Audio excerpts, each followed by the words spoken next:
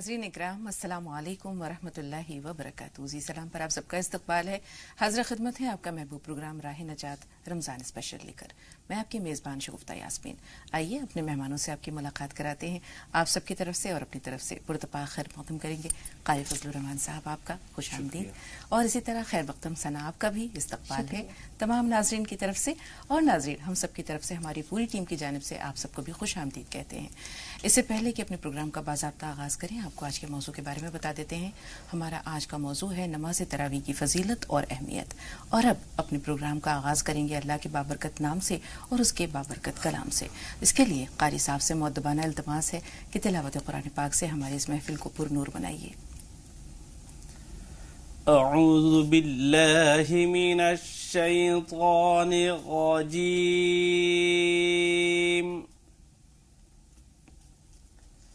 बिस्मिल्लाहिर रहमानिर रहीम।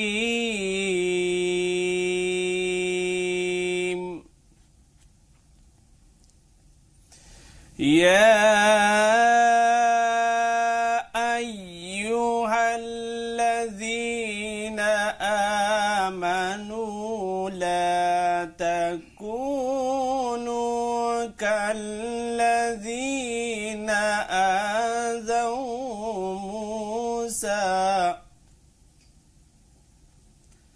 كالذين آذوا موسى فبرأه الله مما قالوا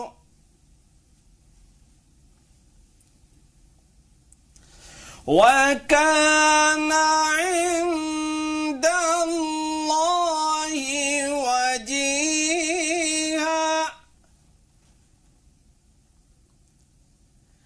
يا أيها الذين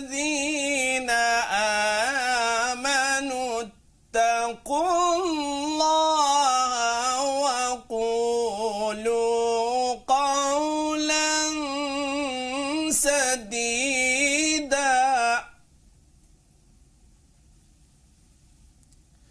يصلح لكم أعمالكم ويغفر لكم ذنوبكم ومن يطع الله ورسوله فقد فاز فوزا ومن يطع الله ورسوله فقد فاز فوزا عظيما.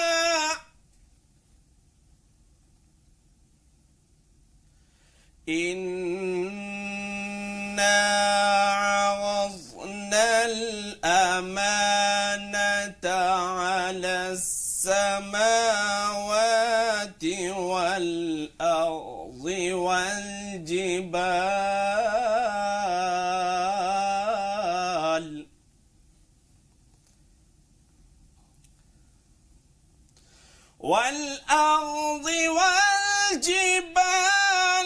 فأبين أن يحملنها وأشفقن منها وحملها الإنسان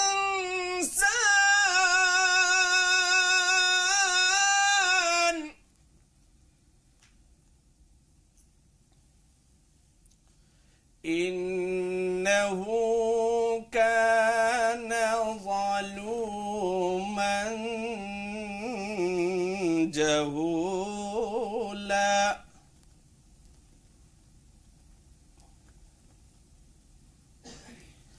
ليعذب الله المنافقين والمنافقات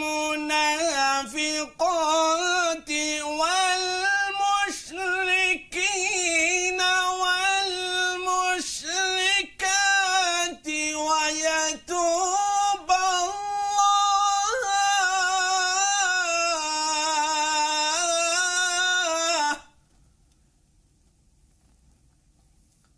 ويتوب الله على المؤمنين والمؤمنات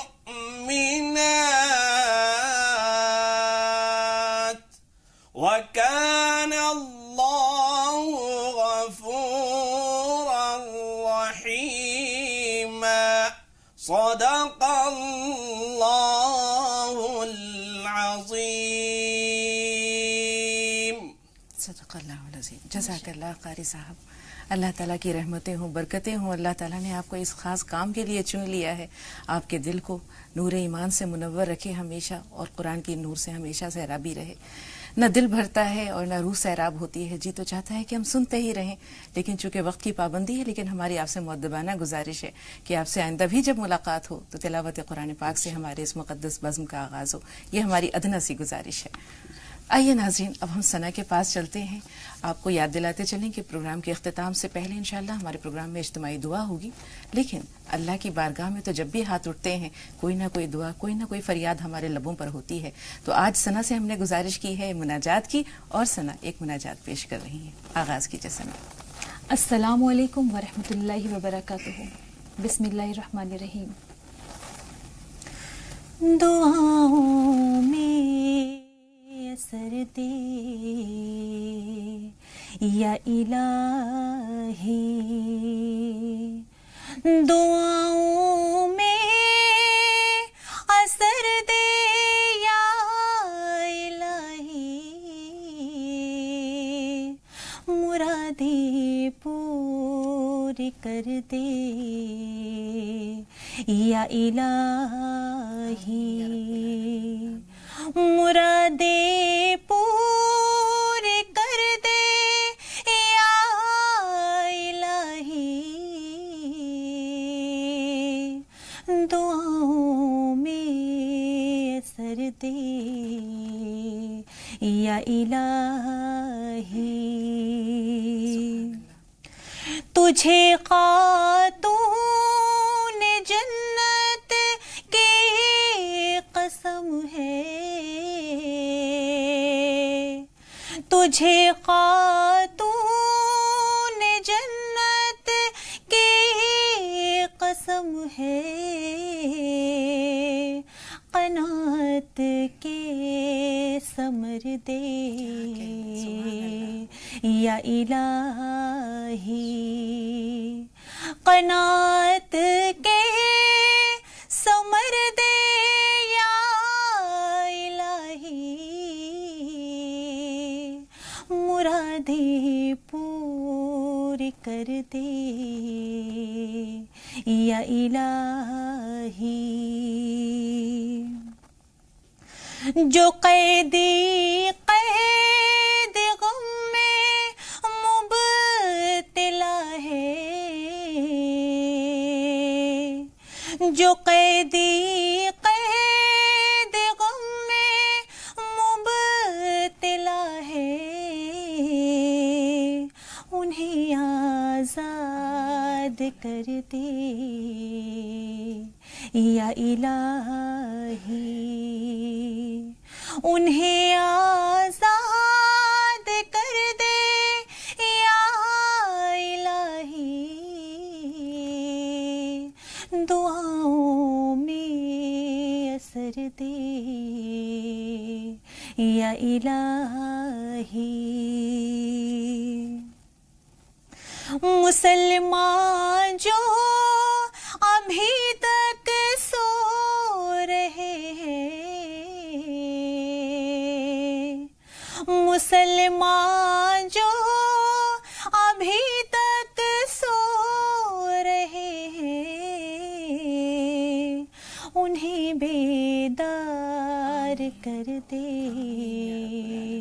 یا الہی، انہیں بیدار کر دے یا الہی، مرادیں پوری کر دے یا الہی. دلوں کو سیر کر دے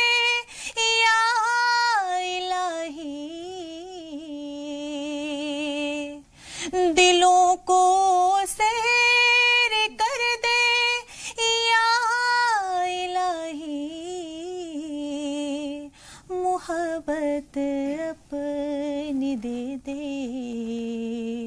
یا الہی، محبت اپنی دے دے یا الہی، مرادیں پوری کر دے یا الہی، تصدق میں محمد مصطفیٰ کے،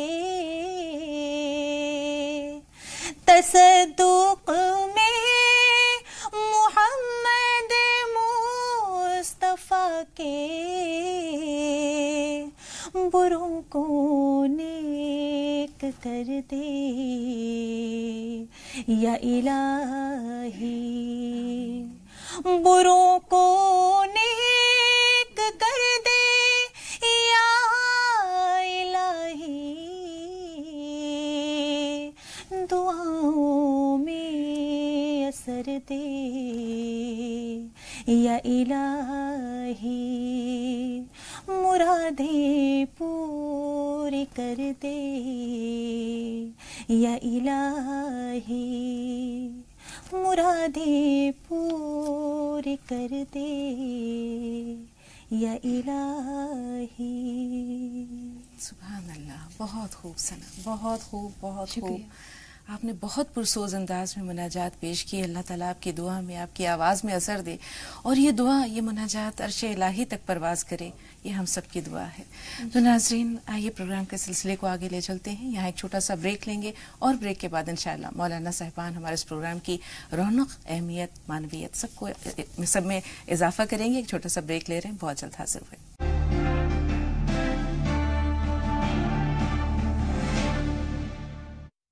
ناظرین، وقفے کے بعد ایک بار پھر آپ سب کا استقبال ہے۔ یہ پروگرام کے سلسلے کو آگے لے چلتے ہیں اور آپ کو اپنے اسٹوڈیو میں موجود مہمانوں سے روبرو کراتے ہیں۔ آپ سب کی طرف سے اور اپنی طرف سے پرتپاک خیر مقدم کریں گے۔ مولانا مفتی ڈاکٹر سعد مشتاق صاحب، آپ کا پرتپاک خیر مقدم ہے۔ اسی طرح آپ کا بھی استقبال ہے مولانا نزاکت حسین صاحب، پرتپاک خیر مقدم ہمارے دونوں مہمانوں کا تمام ناظرین کی طرف سے۔ تو ناظرین، آئیے اپنے موضوع کی جانب بڑھتے ہیں، اور آج کا جو موضوع ہے وہ ہے نماز تراویح کی اہمیت اور فضیلت۔ ناظرین، اللہ تعالیٰ نے امت محمدیہ صلی اللہ علیہ وآلہ وسلم کو جو خاص تحفے عنایت کیے ہیں، ان میں سے ایک اہم ترین تحفہ نماز تراویح بھی ہے، اور یہ لفظ ترویحہ سے مشتق ہے۔ رسول پاک صلی اللہ علیہ وسلم کا ایک قول مبارک ملتا ہے، آپ کی ایک حدیث ملتی ہے، جس میں رمضان المبارک کی راتوں میں قرآن پاک پڑھنے یا قیام اللیل میں قرآن پاک پڑھنے کی فضیلت ملتی ہے۔ اس کا ذکر کرتے ہوئے رسول پاک صلی اللہ علیہ وسلم نے فرمایا کہ من قام رمضان ایمانا واحتسابا غفر له ما تقدم من ذنبه، کہ جس نے رمضان مبارک کی راتوں میں قیام کیا، اس کے لیے پچھلے اس کے تمام گناہ بخش دیے جاتے ہیں۔ تو قیام کی جو صورت ہے، اس میں ہم دیکھتے ہیں کہ قرآن پاک پڑھا جاتا ہے۔ یہ اللہ کا وہ کلام ہے کہ جس کے ہر لفظ پہ کئی گنا ثواب ملتا ہے، اور رمضان مبارک میں تو یہ اجر و ثواب بڑھا دیا جاتا ہے۔ رسول پاک نے اپنی زندگی میں 3 راتوں میں مسجد نبوی میں نماز تراویح کا اہتمام کروایا، لیکن اس کے بعد صحابہ کے ذوق و شوق کو دیکھتے ہوئے کہ کہیں ایسا یہ خیال آیا کہ امت محمدی صلی اللہ علیہ وسلم پر یہ فرض نہ ہو جائے، آپ نے اس 3 دن کے بعد اسے روک دیا۔ اب صحابہ کا جو ذوق و شوق تھا، وہ پوری رات انتظار کرتے رہے کہ رسول پاک صلی اللہ علیہ وسلم مسجد میں تشریف لائیں گے اور نماز ادا کی جائے گی، لیکن رسول پاک صلی اللہ علیہ وسلم مسجد میں نہیں آئے۔ انفرادی طور پر اس سلسلہ جاری رہا، اجتماعی طور پر بھی سلسلہ جاری رہا، دور صدیقی میں بھی سلسلہ جاری رہا، لیکن حضرت عمر فاروق نے صحابہ کے ذوق و شوق کو دیکھتے ہوئے 20 رکعت پر تمام جو نمازی تھے ان کو حضرت ابی بن کعب کی اقتداء میں نماز تراویح کا باضابطہ طور پر اس کا نظم کروایا۔ اور ایک مرتبہ حضرت علی کا یہ قول ملتا ہے کہ جب انہوں نے مسجد نبی کے پاس سے گزرتے ہوئے تلاوت قرآن پاک کی آواز سنی تو انہوں نے فرمایا کہ اللہ تعالیٰ حضرت عمر کی قبر کو نور سے بھر دے، جس طرح انہوں نے مساجد کو قرآن کے نور سے بھر دیا ہے۔ تو نماز تراویح کا جو اہتمام ہے رسول پاک صلی اللہ علیہ وسلم کے زمانے میں ہم دیکھتے ہیں۔ ابتدا میں مختصر طور پر ہم نے بیان کیا ہے، ہم چاہیں گے کہ آپ تفصیلی طور پر بیان کریں کہ کس طرح صحابہ کے ذوق و شوق کو دیکھتے ہوئے آپ نے اس کی اجازت مرحمت فرما دی، اور اپنے اپنے انداز میں سب نے اس سلسلے کو جاری رکھا دور فاروقی تک۔ نبی کریم علیہ الصلوۃ والسلام کی احادیث ہیں، اور بخاری نے ایک باب قائم کیا ہے، باب صلاۃ التراویح۔ اس کے تحت انہوں نے 6 حدیثیں بیان کی ہیں، اور جس حدیث کو میں سب سے پہلے ابراہیم نخعی اور عبد الرحمن بن عبد القاری کے نام سے ہے، اور حضرت ابو ہریرہ رضی اللہ تعالیٰ عنہ سے مروی ہے، عبداللہ بن مسعود رضی اللہ تعالیٰ عنہ سے حدیث مروی ہے، جس میں انہوں نے یہ فرمایا، سب سے پہلے جو لفظ آتا ہے کہ نبی کریم علیہ الصلوۃ والسلام نے کچھ دنوں کے بعد، ایسا نہیں کہ شروع ہی زمانے میں بلکہ کچھ دنوں کے بعد مسجد نبوی میں آپ نے قیام لیل شروع کیا، رات میں کچھ نمازیں شروع کی، تو وہاں پہ عبادت کے لیے اور بھی صحابہ کرام موجود تھے، تشریف فرما تھے، تو ان حضرات نے بھی نبی کریم علیہ الصلوۃ والسلام کے ساتھ وہ نماز میں شریک ہو گئے۔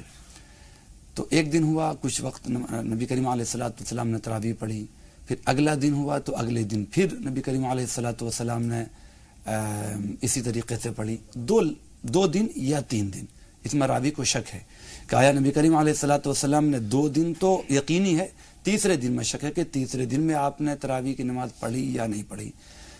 اگر 2 دن ہے تو تیسرے دن صحابہ کرام انتظار کرتے رہے، اور اگر 3 دن آپ نے پڑھی تھی تو چوتھے دن صحابہ کرام نے انتظار کیا کہ نبی کریم علیہ الصلوۃ والسلام حجرہ مبارک سے باہر آئیں گے اور پھر کل کی طرح۔ اور جب نبی کریم علیہ الصلوۃ والسلام نے پہلے دن پڑھا تو صبح یہ بات چرچے میں آئی کہ نبی کریم علیہ الصلوۃ والسلام نے رمضان میں قیام لیل کیا ہے اور قرآن کریم کی تلاوت کی ہے، نماز میں سب کو پڑھا ہے۔ تو سنتے سنتے 1 سے 2، 2 سے 4، 4 سے یہ بات مدینے میں پھیلتی چلی گئی، چنانچہ دوسرے دن مجمع زیادہ ہوا، اور اگر راوی کا یہ قول کہ تیسرے دن یہ تھا تو تیسرے دن اور مجمع زیادہ ہوا۔ تو نبی کریم علیہ الصلوۃ والسلام جب تیسرے دن یا چوتھے دن نہیں آئے تو صحابہ کرام نے انتظار کیا، صبح میں آخر آپ کی خدمت میں حاضر ہوئے اور پوچھا کہ نبی کریم یا رسول اللہ، ہم تو انتظار کرتے رہے، آپ پچھلے دنوں کی طرح آپ نہیں آئے۔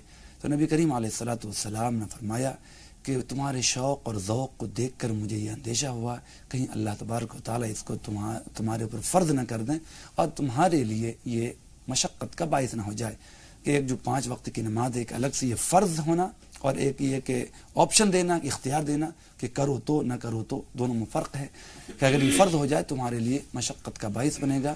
تو نبی کریم علیہ الصلوۃ والسلام نے یہ یہاں تک الفاظ ہیں۔ اس کے بعد اسی طریقے سے لوگ ذاتی طور پہ، انڈیویجول طور پہ یا ٹولی میں نماز پڑھا کرتے تھے۔ نبی کریم علیہ الصلوۃ والسلام کے زمانے میں بھی ابراہیم نخعی فرماتے ہیں، یہ جس کو ابن قیم وغیرہ نے بھی نقل کیا ہے، ابن تیمیہ نے بھی اس بات کو نقل کیا ہے کہ اس کے بعد پھر صدر یعنی خلافت ابو بکر رضی اللہ تعالیٰ عنہ کے زمانے میں بھی لوگ اسی طریقے سے پڑھتے رہے۔ حضرت عمر رضی اللہ تعالیٰ عنہ کے دور اول میں بھی ایسا ہی رہا، لیکن سن 15ویں ہجری میں جب 15 سال ہو چکے تھے تو اس میں نبی کریم علیہ الصلوۃ والسلام نے، یہ عبد الرحمن بن عبد القاری کی روایت ہے کہ وہ فرماتے ہیں کہ میں ان کے ساتھ تھا، حضرت عمر رضی اللہ تعالیٰ عنہ کے ساتھ۔ انہوں نے مسجد میں دیکھا کہ لوگ تنہا قرآن پاک کی تلاوت کر رہے ہیں، اور یصلی الناس بلنفسہ کا لفظ آتا ہے کہ وہ اپنے لیے نماز پڑھ رہے تھے لوگ۔ تو حضرت عمر رضی اللہ تعالیٰ عنہ نے سوچا کہ کیوں نہیں سب لوگوں کو ایک قاری کے پیچھے اکٹھا کر دیا جائے تاکہ سب لوگ ایک قاری کو سن سکیں۔ تو ابی بن کعب رضی اللہ تعالیٰ عنہ کا نام آتا ہے کہ ان سے کہ وہ اچھی تلاوت کرنے والے تھے کہ آپ جو سب کو نماز پڑھائیں۔ تو اس کے بعد پھر عمر رضی اللہ تعالیٰ عنہ نے سب کو حکم دیا اور کہ ایک قاری، ایک امام بنے اور وہ تلاوت کریں اور سارے لوگ نماز کی طرح سے سنیں۔ اس طریقے سے ان کا یہ رہا۔ اس کے بعد پھر یہ سلسلہ دوسرے دن آئے تو حضرت عمر رضی اللہ تعالیٰ فرماتے ہیں جب وہ دیکھا انہوں نے فرمایا کہ یہ کتنی اچھی نئی بات تو ہے لیکن یہ کتنی اچھی بات ہے۔ پھر اس کے بعد سے لے کر کے آج تک حضرت مسجد نبوی کے ایک بہت بڑے استاد، مسجد نبوی جو یونیورسٹی ہے مدینہ یونیورسٹی، اس کے ابن عطیہ بہت بڑے ایک رائٹر ہیں، انہوں نے بھی اس بات کی تاریخ لکھی ہے کہ مسجد نبوی کے بعد سے وہاں یہ سلسلہ چلتا رہا اور ڈسکنٹینیو، بالکل لگاتار یہ سلسلہ چلتا رہا اور آج تک وہ تراویح ہمارے یہاں جاری و ساری ہے۔ بالکل، اور ماشاءاللہ حرمین شریفین میں بھی 20 رکعت کا اہتمام ہوتا ہے اور وہ مساجد آج تک منور ہیں۔ اگر کوئی شخص حالت مجبوری انفرادی طور پر تراویح پڑھنا چاہتا ہے، آس پاس کوئی ہے نہیں، کوئی کسی مسجد کا انتظام نہیں ہے، یا وہ کسی ایسے علاقے میں ہے جہاں اس کو یعنی اجتماعی طور پر تراویح کا نظم نہیں ہے، تو کسی مرد کے لیے، عورت کی بات بھی کریں گے لیکن کسی مرد کے لیے کیا انفرادی طور پر تراویح پڑھنے کا کوئی حکم ملتا ہے؟ بحالت مجبوری وہ ادا کر سکتا ہے انفرادی طور پر؟ بسم اللہ الرحمن الرحیم نحمدہ ونصلی علی رسولہ الکریم، اما بعد۔ رمضان المبارک کے اندر اللہ رب العالمین کا ہمارے اوپر جہاں بہت سارے احسانات ہیں، ایک احسان یہ بھی ہے کہ اللہ رب العالمین نے اس ماہ مبارک کے اندر اگر کوئی آدمی نفل ادا کرتا ہے تو اس کا ثواب بڑھا کر کے فرضوں کے برابر کر دیا جاتا ہے، اور اللہ کے نبی صلی اللہ علیہ وسلم نے ارشاد فرمایا کہ نماز کو میں نے سنت قرار دیا ہے، نماز تراویح کو۔ اللہ کے نبی صلی اللہ علیہ وسلم نے، جیسا کہ حضرت مولانا نے بیان فرمایا، اللہ کے نبی صلی اللہ علیہ وسلم نے 3 دن تک نماز تراویح پڑھائی اور چوتھے دن آپ علیہ السلام نے صحابہ سے فرمایا، کیونکہ بھیڑ زیادہ ہو گئی تھی، کہا کہ میں نے تمہارا شوق و ذوق دیکھا تو مجھے اندیشہ ہو گیا کہیں یہ نماز تمہارے اوپر فرض نہ ہو جائے، اس وجہ سے میں حجرے سے باہر نہیں آیا کہ پھر تم اس کے پڑھنے سے عاجز آ جاؤ۔ تو اللہ کے نبی صلی اللہ علیہ وسلم تشریف نہیں لائے۔ حضرت عمر فاروق، حضرت ابوبکر صدیق رضی اللہ عنہ کے زمانے میں بھی لوگ نماز پڑھا کرتے تھے، آپ کے زمانے میں بھی نماز پڑھا کرتے تھے، لیکن عمر فاروق رضی اللہ تعالیٰ نے جو نماز تراویح شروع کی ہے، اس کے متعلق حضرت علی رضی اللہ تعالیٰ عنہ بیان فرماتے ہیں کہ حضرت عمر فاروق رضی اللہ تعالیٰ نے مجھ سے ایک حدیث سننے کے بعد نماز تراویح کا سلسلہ شروع کیا۔ وہ حدیث حضرت علی رضی اللہ تعالیٰ عنہ یوں بیان فرماتے ہیں کہ اللہ رب العالمین کے عرش کے قریب ایک جگہ ہے خطیرۃ القدس، یہاں پر بے شمار فرشتے اللہ کی تسبیح بیان کرتے رہتے ہیں، اللہ کا ذکر کرتے رہتے ہیں۔ تو جب رمضان المبارک آتا ہے تو یہ فرشتے اللہ رب العالمین سے اجازت طلب کرتے ہیں کہ اللہ رب العالمین آپ ہمیں اجازت دیں کہ ہم لوگوں کے روزہ داروں کے ساتھ رہیں اور ان کی عبادات میں شریک رہیں، ان کی دعاؤں پر آمین کہیں۔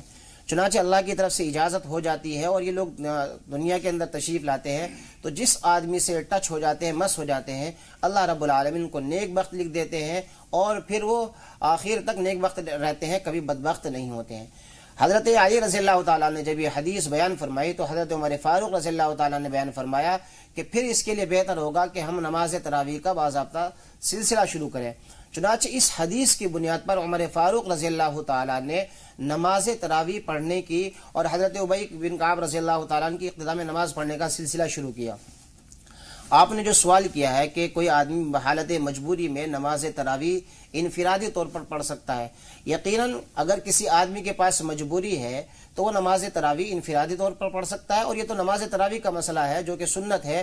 اگر بحالت مجبوری میں کوئی آدمی فرض نماز بھی انفرادی اعتبار سے پڑھنا چاہ رہا ہے اور وہ حالت سفر میں ہے یا مجبوری میں ہے تو اس کو بھی فرض نماز کی ادائیگی کی بھی اجازت ہے، چاہے جائے کہ نماز تراویح کا۔ بالکل، کبھی ایسا ہوتا ہے کہ نماز چھوٹ جاتی ہے، جماعت سے وہ نہیں پڑھ سکا، تو بہت سے لوگوں کے ذہن میں خیال آتا ہے کہ کیا اس کی قضا جو ہے وہ ادا کرنی ہوگی۔ نماز تراویح اگر چھوٹ جائے تو پھر کیا حکم ہے؟ جی دیکھیے، قضا کا مطلب ہوتا ہے کہ جب وہ وقت ہمارا پورا ہو جائے، جیسے مغرب کا وقت 35-36 منٹ تک رہتے ہیں، اگر یہ وقت گزر جاتا ہے اب جو نماز ادا کی جاتی ہے اسے ہم قضا کہتے ہیں، اور اگر اسی بیچ میں جو پیریڈ ہے، ٹائم ہے اس کا، اگر اس میں ہم ادا کرتے ہیں اس کو ادا کہتے ہیں۔ تو تراویح کا وقت عشاء کی نماز کے بعد سے لے کر کے جب تک سحری کا وقت باقی رہتا ہے تب تک یہ وقت ہے جو عشاء کا، اگرچہ وہ آخر وقت میں مکروہ ہے لیکن ٹائم ہے، اس کا وقت ہے، اگر اس میں ادا کرتا ہے تو وہ ادا ہی ہے۔ اگر آپ کے پوچھنے کا یہ مطلب ہے کہ جیسے امام کے ہاتھ نہیں پڑھ پایا کے ساتھ چھوٹ گئی، تو وہ جب بھی اسے موقع ملے 11 بجے 12 بجے 1 بجے 2 بجے 3 بجے، آج کل 3:45 بجے تک وہ پڑھ سکتا ہے، لیکن اگر اس وقت تک بھی نہیں پڑھ سکا تو اب اللہ سے وہ معافی مانگے اور اس کے لیے درگزر ہے۔ بالکل، نوازنے والا تو اللہ تعالیٰ ہے، لیکن یہاں جو جماعت کا ثواب اس سے محروم ہو رہا ہے، اس بارے میں کیا؟ وہ جماعت کے ثواب سے یقیناً محروم ہو جائے گا۔ اس سلسلے میں ایک بات ضرور سامعین کو کہنا چاہتا ہوں، اور یہ پتہ نہیں کہاں تک یہ بات سننے والوں کے لیے ایک نئی بات ہوگی کہ جماعت اگر یوں تو مسجد میں ہمیں جانا چاہیے، ہے نا، مسجد اس کے لیے بنائی گئی، اگر ہم کبھی نہیں پڑھ پاتے ہیں تو گھر میں ہماری فیملی بھی ہوتی ہے، گھر میں ہماری فیملی بھی ہوتی ہے، ہم آگے پیچھے ہو کر کے فیملی کے ساتھ بھی جماعت کے ساتھ پڑھ سکتے ہیں۔ یہ مطلب نہیں کہ عادت بنائی جائے اس کی، بلکہ مسجد جایا جائے۔ لیکن اگر کس سفر میں ہم آئے، کہیں چلے گئے، ہم دور سے بمبئی چلے گئے، بمبئی سے آنا ہوا ہمیں، وقت گزر گیا، تو ہم اکیلے پڑھنے کے بجائے ہم اگر بیوی کو اگر فاصلے سے رہے، وہ ساتھ رہنا تو صحیح نہیں، تو بھی جماعت کا ثواب ہمیں مل سکتا ہے۔ یہ ایک نئی بات تھی جو میں نے عرض کی۔ بالکل، بہت شکریہ مولانا صاحب۔ قرآن پاک کا نماز تراویح سے، قیام اللیل سے بہت گہرا تعلق ہے، رمضان سے بہت گہرا تعلق ہے۔ اللہ تعالیٰ سورہ مزمل میں فرماتا ہے کہ ورتل القرآن ترتیلا، قرآن مجید کو ٹھہر ٹھہر کر پڑھو، لیکن سب جگہ نہیں ہم یہ کہتے، کہیں کہیں ایسے مناظر دیکھ قرآن مجید کو ٹھہر ٹھہر کر پڑھو، لیکن سب جگہ نہیں ہم یہ کہتے، کہیں کہیں ایسے مناظر دیکھنے میں آتے ہیں کہ اتنی سرعت کے ساتھ قرآن پاک کی تلاوت کی جاتی ہے، اتنی جلدی کہ الفاظ پوری طرح سے ادا نہیں ہوتے، ایسا لگتا ہے کہ بہت تیزی سے وہ ایک ایک یعنی ایک جس کو ہم کہہ سکتے ہیں کہ اس کی روح ختم ہو جاتی ہے، ایک فارم کی شکل باقی رہتی ہے. تو اتنی تیز رفتاری سے کہ نہ تلاوت کا حق ادا ہو رہا ہے، نہ مفہوم سمجھ میں آ رہا ہے، تو یہ کتنا بڑا گناہ ہے، اور اس طرح کی تراویح کا کیا ثواب ہے؟ دیکھیے، اگر کسی جگہ پر نماز تراویح میں قرآن کریم کو تیز تیز پڑھا جا رہا ہے، تو تیز تیز پڑھنے کے اندر اگر اس کے الفاظ صحیح طریقے سے ہمیں سمجھ میں آ رہے ہیں، یعنی کہ قرآن کریم کو اللہ رب العالمین نے ترتیل کے ساتھ پڑھنے کا حکم دیا ہے، اگر وہ ترتیل سے تھوڑا تیز پڑھنے لگے لیکن وہ اس کے الفاظ ہماری سمجھ میں آ رہے ہیں، اور تو نماز ہماری درست ہو جائے گی. لیکن اتنی تیز تیز پڑھنا کہ جس سے الفاظ کٹ جائیں، حروف کی ادائیگی صحیح طریقے سے نہ ہو، تو اس طریقے سے قرآن کریم کی تلاوت کرنا حرام ہے. اور جو قرآن کریم اس طریقے سے پڑھا جائے گا کہ جس میں الفاظ کا کچھ پتہ ہی نہیں لگے گا، حروف کا کچھ پتہ ہی نہیں لگے گا، ایسی تلاوت حرام ہے. اور اس سے بجائے یہ کہ کوئی ہمیں ثواب ملے گا، اس کا الٹا ہمیں عذاب ہونا شروع ہو جائے گا. یہ عذاب کس کے سر ہوگا مولانا صاحب؟ قطع کلامی کے لیے معذرت، یہ جو ایک کیفیت ہے جس میں یہ قرآن پاک پڑھا جا رہا ہے، جو صرف ایک رسم کی ادائیگی ہے، اگر اس طرح سے تراویح کی نماز ہو رہی ہے تو اس میں قصوروار کون ہے؟ جو امام ہیں ان پر یہ آپ نے کہا کہ عذاب کا سزاوار ہوگا وہ، تو یہ عذاب کس کے سر ہوگا؟ اصل میں تو اس میں عذاب کا جو مستحق ہے وہ امام ہی ہوگا، اس لیے کہ اگر مقتدیوں کی طرف سے دباؤ بھی ڈالا جا رہا ہے تیز پڑھنے کا، وقت کم کرنے کا، تو امام ان کو سمجھا سکتا ہے کہ بھائی اللہ نے ہمیں قرآن کریم کے اندر ارشاد فرمایا کہ قرآن کو ترتیل کے ساتھ پڑھو، لہذا جو ہے ایسی تیزی کے ساتھ پڑھنا کہ جس سے نماز ادا نہ ہو، میرے اوپر عذاب ہو، میں ایسا کام نہیں کر سکتا ہوں. اور اگر مقتدی حضرات بھی اس میں امام کو پریشر بنا رہے ہیں کہ تیز پڑھنے کا، تو یہ مقتدی حضرات بھی گنہگار رہیں گے، لیکن اصل مجرم جو ہے وہ امام ہے جو نماز تراویح پڑھا رہا ہے. بہت شکریہ مولانا صاحب. قرآن مجید کم از کم 30 دنوں کے اندر مکمل کر لینا چاہیے، ایسا ملتا ہے، لیکن ہم دیکھتے ہیں کہیں کہیں 3 دن میں، 7 دن میں، اسی طرح کچھ دنوں میں جو ہے تراویح میں قرآن پاک مکمل کر لیا جاتا ہے، اس کے بعد پھر سورہ تراویح کی کیفیت نظر آتی ہے. تو اس سلسلے میں شریعت کیا کہتی ہے؟ اصل میں 2 سنتیں الگ الگ ہیں. ایک تو پہلے رمضان سے لے کر آخر رمضان تک پورے رمضان تراویح پڑھنی، پورے تراویح کی نماز ہو، یہ ایک الگ سنت ہے. اور تراویح میں ایک قرآن کا سننا یا پڑھنا ایک الگ سنت ہے. جو لوگ 3 دن یا 5 دن یا 10 دن یا 15 دن یا 20 دن میں قرآن سن لیتے ہیں اور پھر تراویح کی چھٹی ہو جاتی ہے، تو 2 سنتوں میں سے ایک سنت ان کی ادا ہوئی. وہ یہ کہ آپ نے ایک پورا قرآن تو سن لیا، لیکن پورے رمضان جو تراویح ہونی چاہیے وہ نہیں ادا ہو پائی. اس لیے دونوں سنتیں اپنی جگہ الگ الگ ہیں. پورا قرآن تراویح میں ہونا، چاہے 3 دن 5 دن 10 دن میں ہو، اور ایک یہ کہ پورے رمضان میں تراویح کی نماز کا ہونا. لیکن اس صورت میں ایک سنت ادا ہوتی ہے، دوسری سنت رہ جاتی ہے. اس لیے یہ جو لوگ ایسا کرتے ہیں وہ غلط کرتے ہیں اور گناہ کا باعث ہے. اس لیے ہمیں یہ چاہیے کہ پورے رمضان، ہاں وہ ان لوگوں کے لیے جو مسافر ہیں، کہیں جانا ہے، یا بہت سے ٹیلر ہیں جو بیچارے مشغول ہیں، تو ایک قرآن جلدی سے سن لیں، وہ بھی آرام سے ٹھہر کے، جیسے مولانا نے فرمایا، اور پھر باقی اور سورہ تراویح پڑھ لیں. سورہ تراویح میں ہمارے یہاں جو ایک غفلت ہے وہ یہ کہ ایک ٹریڈیشن بن گیا ہے، ایک رسم بن گئی ہے کہ علم تر سے ہی وہ پڑھی جائے گی. ایسا نہیں ہے. اب سورہ یاسین سورہ تراویح میں مطلب یہ کہ سورہ تراویح جلدی سے ختم ہو جائے. جیسے ایک پارہ پڑھنے میں جو وقت لگ جائے اور وہ تھوڑا کم صورتوں میں بڑھتا جاتا ہے، صورتوں میں اس سے تھوڑا سا نئی باتیں بھی رہیں گی. سورہ یاسین ہے، سورہ مزمل ہے، ایک پاؤ کہیں پر ایک ربع قرآن کا پڑھ لیا جائے، کہیں پر اما پارہ کو پڑھ لیا جائے، تو یہ ہوتا تو زیادہ اچھا رہتا.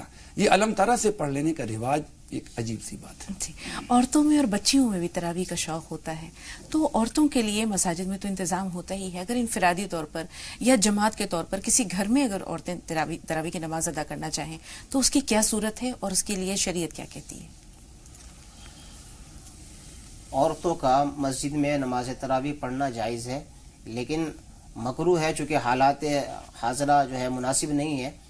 لیکن اگر کوئی عورت گھر کے اندر نماز پڑھ رہی ہے تو نماز تنہا بھی پڑھ سکتی ہے. لیکن اگر کوئی محرم آدمی گھر کے اندر نماز تراویح پڑھانے والا ہے قرآن کریم کے ساتھ، تو اس کی اقتداء میں نماز پڑھے، اس کے اندر پردے کے اہتمام کی بھی ضرورت نہیں ہے. لیکن اگر کوئی غیر محرم نماز تراویح پڑھا رہا ہے تو محرم عورتیں قریب ہو جائیں اور غیر محرم عورتیں پردے کے اہتمام کے ساتھ نماز تراویح امام کی اقتداء میں پڑھ سکتی ہیں، اور اس طریقے سے پڑھنا ان کے لیے مناسب ہوگا. جی، ایک چھوٹا سا سوال یہ ہے کہ اگر عورتوں کی امامت کر رہی ہے تو اسے عورتوں کے صف میں کھڑا ہونا ہوگا یا اس سے تھوڑا آگے بڑھ کر وہ کھڑی ہو؟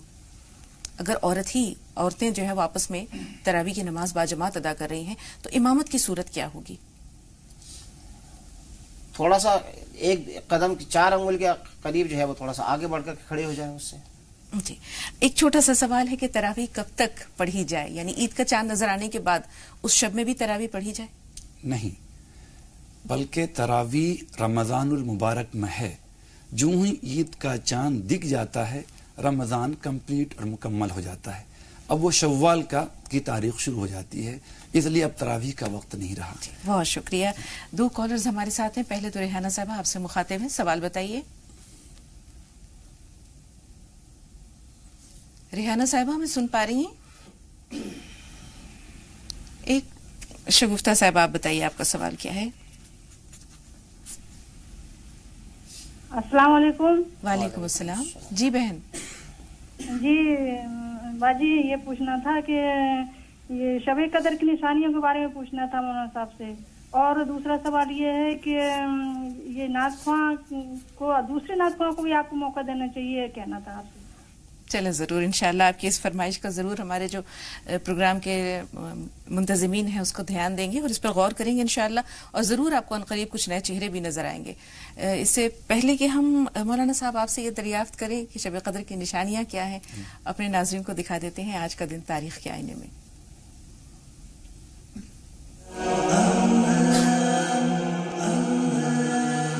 رمضان. الحمدللہ رب العالمین والصلاة والسلام علی رسول الکریم وعلی آلہ وصحابہ اجمعین، اما بعد. فاعوذ باللہ من الشیطان الرجیم، بسم اللہ الرحمن الرحیم. آج 12واں روزہ ہے. آپ تمام لوگوں کو میری طرف سے 12ویں روزے کی مبارکباد. آپ لوگوں نے جتنا الحمدللہ 11 روزوں کا لطف اٹھایا ہے، اللہ کرے باقی کے جو آپ کے 18-19 روزے ہیں ان میں بھی اللہ بے پایا آپ کو رحمت اور برکت عطا فرمائے. مسند احمد کی ایک روایت کے مطابق 12 رمضان کو زبور نازل ہوئی ہے.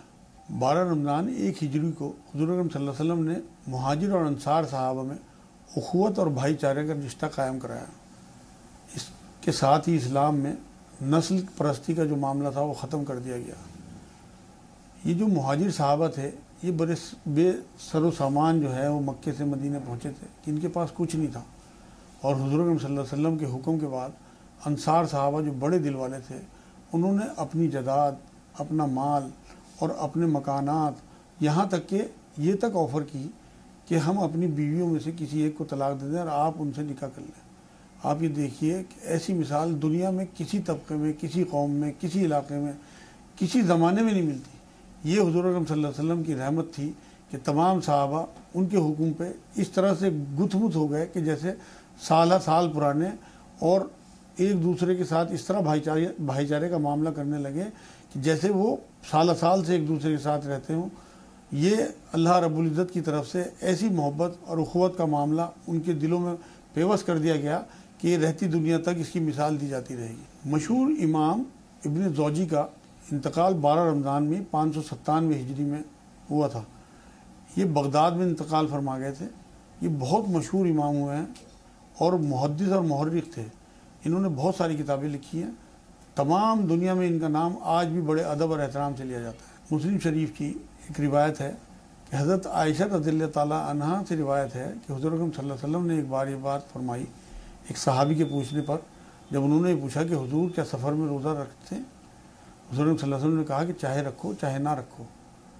قرآن نے بھی آپ کو سفر میں روزہ نہ رکھنے کی چھوٹ دی ہے، جسے یہ کہا گیا ہے کہ بعد میں گنتی پوری کر لیں. حضور صلی اللہ علیہ وسلم نے ایک سفر میں اونٹ کے اوپر بیٹھ کے لوٹا پانی کا منگا کے تمام صحابہ کے بیچ میں روزہ توڑا تھا. یہ روایتوں سے ثابت ہے. ایک بار اور سفر میں تمام صحابہ کے ساتھ حضور صلی اللہ علیہ وسلم تھے. اس ٹائم راستے میں کچھ لوگوں کا روزہ تھا اور کچھ لوگ بے روزے دار تھے. تو ایک بہت بڑا پتھر جو ہے وہ راستے کو روکے ہوئے تھا. جو بے روزے دار صحابہ تھے انہوں نے اس پتھر کو توڑا، محنت کی، اور جو روزے دار صحابہ تھے وہ چھاؤں میں لیٹے رہے. جب حضور صلی اللہ علیہ وسلم کو یہ بات پتہ لگی کہ بے روزے دار صحابہ نے پتھر کو توڑا ہے، تو حضور صلی اللہ علیہ وسلم نے یہ بات فرمائی کہ آج بے روزے داروں پہ سبقت لے گئے. ایک بار اور ایک صحابی کے چاروں طرف جمگھٹا لگا ہوا تھا سفر کے دوران एक पेड़ के नीचे, तो हुज़ूर सल्लल्लाहु अलैहि वसल्लम ने माजरा पूछा तो पता लगा कि एक सहाबी थे जो रोज़े से थे और उनकी हालत जो है उस टाइम ख़राब हो रही है। तो हुज़ूर सल्लल्लाहु अलैहि वसल्लम ने ये बात फरमाई कि सफ़र में रोज़ा रखना कोई नेकी नहीं है, वमा अलैना इल्लल बलाग।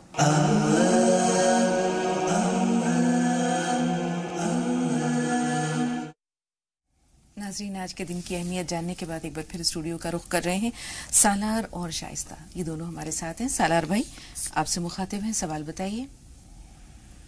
हेलो जी सालार भाई फरमाइए। अस्सलाम वालेकुम बाजी। वालेकुम अस्सलाम व रहमतुल्लाहि व बाजी, बरकातहू। सवाल ये है कि जैसे कि जो साहिब निसाब लोग जो होते हैं और वो ज़कात नहीं देते तो अल्लाह उनके लिए क्या फरमाते हैं? और दूसरा सवाल, जब जिब्राइल अलैहिस्सलाम जो अल्लाह का पैगाम लाया करते थे वो किस चीज से बनाए, इंसानों की मिट्टी से बनाए हुए है या किसी ठीक और है, चीज से? फरिश्ते कैसी मखलूक हैं, जरूर बताएंगे मौलाना साहब। बहुत शुक्रिया सालार भाई। शाइस्ता साहब, आप बताइए आपका सवाल क्या है? अस्सलाम वालेकुम, रमजान मुबारक आपको बहुत बहुत। वालेकुम अस्सलाम व रहमतुल्लाहि व बरकातहू। ज़कात के मकसद से एक तो था कि ज़कात जैसे हम पिछले रकम पे दे चुके हैं तो क्या उसको दोबारा देंगे अगर वो रखी हुई है? एक तो ये सवाल था। और एक ये था कि जैसे बहुत सारे तोहफे तवाइफ और साल के बीच में भी हम लोग ये मान के चलते हैं कि ये ज़कात के मकसद से है दे रहे हैं, तो क्या वो ज़कात के मकसद से कबूल होंगे या फिर दोबारा देना पड़ेगा? ये मैं जानना चाह रही थी। आपका दूसरा सवाल मौलाना साहिबान तक पहुंचा? पहला सवाल तो समझ में आ गया कि एक रकम है, उस पर 1 साल का अरसा गुजर गया, फिर दूसरा साल भी गुजर गया, तो जानना चाह रही है कि क्या उस पर ज़कात देनी होगी या नहीं। लेकिन जो दूसरा सवाल है वो पहुंचा? दूसरा सवाल नहीं पहुंच पाया जी बहन, जरा बुलंद आवाज से दूसरा सवाल अपना बयान कीजिए, अहम सवाल है इसलिए जानना चाह रहे हैं। दूसरा सवाल ये है कि जो मतलब तोहफे तवाइफ और पैसे वगैरह बीच में साल के बीच में हम लोग देते हैं, हाँ। तो वो भी अगर हम ये मान लें कि ये ज़कात के मकसद से दे रहे हैं तो क्या वो कबूल होंगे, ये जानना चाहते हैं। ठीक है, आपका सवाल पहुंच गया। एक छोटा सा ब्रेक ले रहे हैं नाज़रीन, बहुत जल्द हाजिर हुए।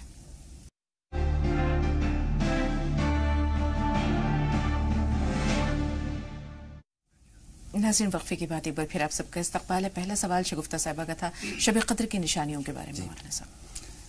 शब क़द्र के बारे में सबसे पहली बात तो ये है कि नबी करीम अलैहिस्सलाम को ये रात हदीसों के मुताबिक वो बता दी गई थी कि फ़लाँ दिन शब क़द्र होगी, लेकिन नबी करीम अलैहिस्सलाम को फिर बाहर निकले तो कुछ लोग झगड़ रहे थे, तो कुछ वो सबब बना, कुछ इसलिए कि लोग उस पर निर्भर ना हो जाएं, इसलिए वो तायीन उसकी अल्लाह के रसूल से हटा दी गई। लेकिन नबी करीम अलैहिस्सलाम ने यह फरमाया कि जिस रात शब क़द्र होती है, आम तौर पर उस दिन की जो सुबह होती है तो उसकी सुबह की जो किरण होती है या देर तक जो उसमें बहुत तमाज़त नहीं होती, बड़ी तेज़ लाइट नहीं होती, बल्कि उसमें खुनकी सी होती है, एक अच्छाव सी होती है, एक मिठास सी होती है उस धूप में, उस किरण में। कभी कभी होता है कि नमनाक कुछ हल्की फुल्की फुहार भी होती है बारिशों की, जिससे अल्लाह की रहमत की तरफ इशारा होता है। एक दफ़ा ये है कि नबी करीम अलैहिस्सलाम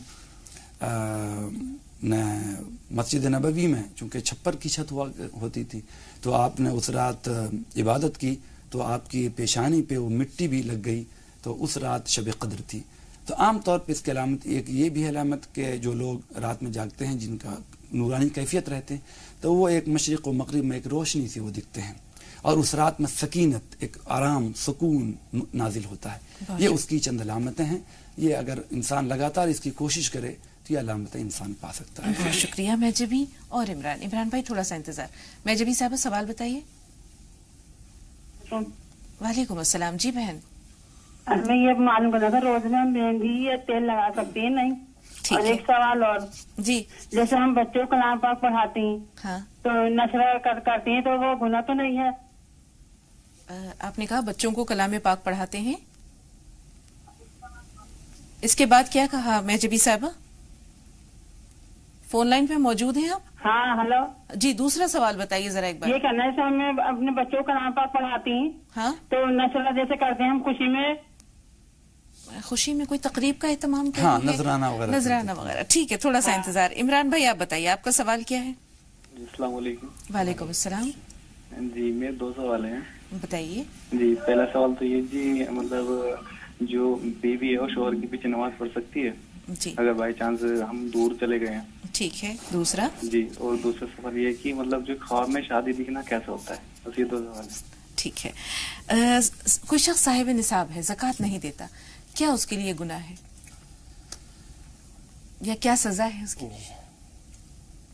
अल्लाह रब्बुल आलमीन ने अपने कलाम पाक के अंदर इरशाद फरमाया वल्लज़ीना यकनिज़ूना अज़-ज़हब वल-फ़िज़्ज़ता वला युनफ़िक़ूनहा फ़ी सबीलिल्लाह फ़बश्शिरहुम बिअज़ाबिन अलीम, कि जो लोग अपने माल को गाड़ गाड़ करके रखते हैं और उसकी ज़कात नहीं निकालते हैं, ए नबी अलैहिस्सलातु वस्सलाम आप ऐसे लोगों को दर्दनाक अज़ाब की खुशखबरी सुना दीजिए। और वो दर्दनाक अज़ाब कैसा होगा, आगे अगली आयत में अल्लाह रब्बुल आलमीन इरशाद फरमाते हैं यौम युहमा अलैहा फी नारी जहन्नम फतुक्वा बिहा जिबाहुहुम व जुनूबुहुम व ज़ुहूरुहुम हादा मा कनज़्तुम लिअन्फुसिकुम फज़ूक़ू मा कुंतुम तकनिज़ून। कल क़यामत में अल्लाह रब्बुल आलमीन उस माल को जहन्नम की आग में तपाएंगे और फिर उसके बाद उसकी पेशानी को, उसके दोनों पहलुओं को और उसकी पीठ को जहन्नम के उस दागे हुए तपाए हुए माल से दागा जाएगा और इरशाद फरमाया जाएगा फज़ूक़ू मा कुंतुम तकनिज़ून, इसका मज़ा चक्को चूँकि तुम गाड़ गाड़ करके रखते थे। उलमा ने लिखा है कि अल्लाह रब्बुल आलमीन ने 4 चीज़ों को जो बयान फरमाया कि इनको दागा जाएगा, पेशानी को, दोनों पहलुओं को और पीठ को, उसकी वजह दरअसल ये है कि जब कोई साइल सवाल करता है तो जिस आदमी का इरादा देने का नहीं होता है तो सबसे पहले उसकी पेशानी में बल पड़ते हैं और फिर वो राह फरार इख्तियार करने के लिए कभी दाएं जानिब देखता है, कभी बाएं जानिब देखता है, और जब उसे कुछ थोड़ा सा रास्ता नजर आया चुपके से जो है पीठ फेर करके निकल जाता है। इस वजह से पहले पेशानी को, फिर दोनों पहलुओं को, पीठ को बयान किया गया है, वरना अल्लाह रब्बुल आलमीन उसके सारे जिस्म को उस जहन्नम के अंदर जो तपाया हुआ माल है उससे दागा जाएगा। बहुत शुक्रिया, बहुत तफसील से आपने बताया, जज़ाकल्लाह मौलाना साहब। शेख साहब आप बताइए आपका सवाल क्या है? नहीं पूछिए। हमें सुन पा रहे हैं शेख हमीद साहब? गजाला साहब आप बताइए आपका सवाल क्या है? अस्सलाम वालेकुम। वालेकुम अस्सलाम। जी गजाला। बाजी कह रहे हैं जैसे कि हम लोहे की सामान और लोहे की चीज पहनकर नमाज हो सकती है और नक का कड़ा भी पहनकर? ठीक है, छोटा सा सवाल, मुख्तसर सा जवाब चाहिए मौलाना साहब। लोहे की आराइश के जो सामान होते हैं, चाहे वो अंगूठी है, छल्ला है या कानों के बुंदे हैं, नाक का कुछ कड़ा बता रही हैं या नाक की कील, तो ये सारी चीजें क्या इनसे नमाज हो जाती है? जी, उम्मत इसमें इस सिलसिले में बहुत परेशान है और 10 तरह की बातें, 10 तरह के मसाइल हैं, तो उलझ जाती है उम्मत। देखिए बहुत सारी वो चीज़ें हैं जिसको कुरान करीम ने इसको नहीं बयान किया है, बल्कि वो आसाइश और ज़ेबाइश का हुक्म है और आसाइश और ज़ेबाइश औरत को करना चाहिए। अब ये है कि अगर वो हमारी बॉडी के लिए हमारी हार्म करता, नुकसानदेह है, तो उसको यूज़ नहीं करना है। अगर वो मेटल जो हमारे लिए नुकसानदेह नहीं है, हम उसको इस्तेमाल कर सकते हैं। लोहे वगैरह को इसलिए बयान किया गया है कि लोहे वगैरह में अगर हम इसमें पहनते हैं, हो सकता है कोई इन्फेक्शन वगैरह हो जाएं, इसकी बिना पे वो मना है। वैसे नमाज की सेहत पे कोई असर नहीं, नमाज की सेहत पे इस पे नहीं होगा, ये एक अलग चीज है। अगर नुकसानदेह नहीं है, जैसे अच्छे पॉलिश पड़े हुए होते हैं, तो आप उसको पहन करके कर सकते हैं। हजरत जिब्रील या दीगर मलाइका, ये मखलूक अल्लाह की जो नूरानी है, ये किस चीज से बनी है? ये भाई का सवाल है। नूर से बनी है। जी बहुत शुक्रिया। अब मेहंदी या तेल, ये रमजान मुबारक में रोजों के दौरान, रोजे की हालत में इसका इस्तेमाल हो सकता है? बिल्कुल। इब्न नुजैम ने बहरुर राइक किताब है, कंजुद दक़ाइक़ की शरह है, बड़ी तफसील से इस मसले को बयान किया उन्होंने कि तेल हम सर में अच्छी तरह लगा सकते हैं, पूरी बॉडी में लगा सकते हैं। सर में तेल लगाने के बाद अगर हलक में उसकी कड़वाहट या उसका टेस्ट भी आ जाए, मतलब कुछ खुशबू टाइप की कोई असर आ जाए, तो सर में लगाने के बाद अगर हलक में भी महसूस हो तो भी रोज़ा नहीं टूटेगा, हम लगा सकते हैं। अलबत्ता नाक में ऐसी जगह जहां दिमाग तक वो तेल पहुंच जाए तो हमें नहीं लगाना चाहिए। मेहंदी लगाने में बिल्कुल कोई हरज नहीं है, क्योंकि वो पेट में वो चीज नहीं जाती। जी बहुत बहुत शुक्रिया। नूरजहां साहिबा फरमाइए, सवाल क्या है आपका? अस्सलाम वालेकुम। वालेकुम अस्सलाम। जी नूरजहां जी, मैं मेरे बारे में बताना चाहती हूँ। मेरे को 23-20 साल से एक बीमारी है जो डॉक्टर ने बताया। मेरा शरीर में जो नास है, नास के अंदर जगह जगह पे खून ब्लॉक हो गया, तो उसके वजह से मेरे को दर्द होता है, बुखार आता है और मेरे को हमेशा समय चक्कर आता रहता है। इसके वजह से मैं नमाज कभी कभी पढ़ लेती हूँ, लेकिन बैठ के पढ़ती हूँ, खड़ी नहीं हो पाती हूँ और रोजा तो बिल्कुल ही नहीं रख पाती हूँ। तो ये मैं क्या करूँ? मैं बहुत परेशान हूँ। नहीं, डॉक्टर ने क्या कहा है आपसे? मेरा जो शरीर में जो खून चलता रहता है वो ब्लॉक हो गया जगह जगह पे नाक में। तो अगर आप सजदे में जाती हैं तो क्या होता है? चक्कर आते हैं। अच्छा जी, चक्कर। हाँ ठीक है नूरजहां साहबा, फिलहाल तो ये करिए कि कागज और कलम अपने पास रखिए। इंशाल्लाह मौलाना साहब चूंकि उनको हिकमत में भी यद तूला हासिल है, वो आपको बताएंगे कि क्या करें। शौकत भाई का सवाल ले लेते हैं। बताइए शौकत भाई, आपका सवाल क्या है? वालेकुम अस्सलाम। जी जी, मैं पूछना चाहता हूँ कि हमारे मतलब बाल बहुत ज्यादा सफेद है तो हम डाई कर सकते हैं? ठीक है, अलीगढ़ चलते हैं और उसके बाद फिर इंशाल्लाह बाकी सवालात को मौलाना साहिबान के हुजूर ले चलेंगे। अलीगढ़ के नज़ारे जी सलाम के कैमरे के सहारे। नाज़रीन, हर इलाके हर एरिया की अपनी तहजीब होती है। तहजीब लिबास की, तहजीब ज़बान की, तहजीब अंदाज की और तहजीब खाने पीने की। अलीगढ़ में अगर आप तशरीफ़ लाते हैं और यहाँ के मठरी ऑमलेट से महरूम रह जाते हैं तो समझिए कुछ अधूरा है, कुछ कमी है। यहाँ पर ख़ास तौर पर नौजवान तबका मठरी ऑमलेट का दीवाना है, क्योंकि अलीगढ़ मुस्लिम यूनिवर्सिटी है और वहाँ पर तालिब इल्म आते हैं और तालिब इल्म का ये मनपसंद कहा जाए तो ये खाने का अंदाज़ है। ये देखिए ऑमलेट तैयार हो रहा है और इसको मठरी में सर्व किया जाएगा। मठरी में वाज़ेह कर दूँ कि मठरी इस बिस्किट को कहा जाता है और इस बिस्किट को ऑमलेट तैयार होने के बाद हल्का सा सिकाई उसकी की जाती है। ये उसके बाद हल्का नरम हो जाता है। अभी देखिए ये बहुत टाइट है, ये ऐसे टाइट है और उसके बाद ये नरम पड़ जाएगा और उसके साथ ऑमलेट खाने का मज़ा कुछ और आएगा। देखिए ये ऑमलेट तैयार हो गया है और यहाँ पर इस इलाके में इनका मठरी ऑमलेट बहुत ज़्यादा मशहूर है। आपका नाम है? मोहम्मद राशिद। राशिद साहब, क्या ख़ास बात है आपके ऑमलेट की? खास बात तो ये शुरू से स्टूडेंट पसंद करते हैं अलीगढ़ यूनिवर्सिटी। अच्छा, रमज़ान में कब खाने आते हैं? रमज़ान में सहरी के टाइम काफ़ी भीड़ रहती और अफ्तार के बाद, तरावी के बाद? हाँ, तरावी के बाद आते हैं। अच्छा, उसके बाद साथ अपने खाते हैं। अलीगढ़ के ख़ास पसंदीदा डिशेज़ में से है। जी। देखिए आपका ऑमलेट कहीं ना जल जाए। नहीं जलेगा नहीं। ये देखिए ये ऑमलेट पलटने का अंदाज़, ये भी फन है जनाब। बहुत खूबसूरत अंदाज़ ये।